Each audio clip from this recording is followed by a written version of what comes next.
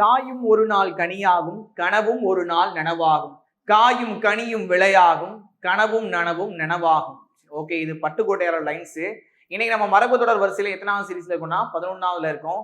அதுல நம்ம என்ன வச்சு பார்க்க போறோம்னா அப்படிங்கிற தொடர் வரிசையை வச்சு நம்ம பார்க்க போறோம். ஃபர்ஸ்ட் வேர்டு இருக்கும் பாருங்க, என்ன இருக்குன்னு.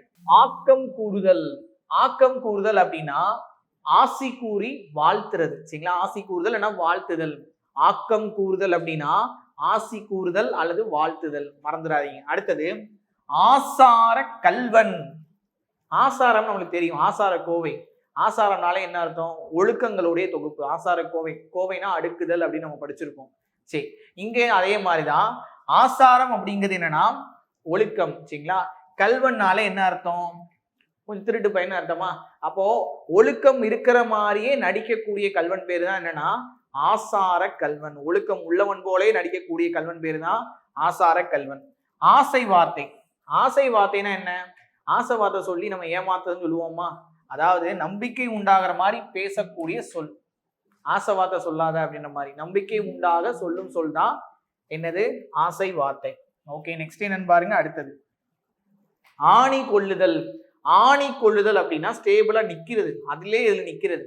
இருப்பிடத்தை நிலைபெறச் செய்தல், அதான் என்னன்னா ஆணி கொள்ளுதல். இருப்பிடத்தை நிலைபெறச் செய்தல்.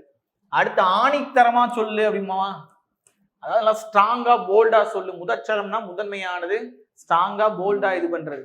ஆணித்தரம்னா முதற்சரம். அந்த வேர்டிங்க மட்டும் ஞாபகம் வச்சுங்க, என்ன இதுக்கு என்ன வேர்டு அப்படிங்கிறது.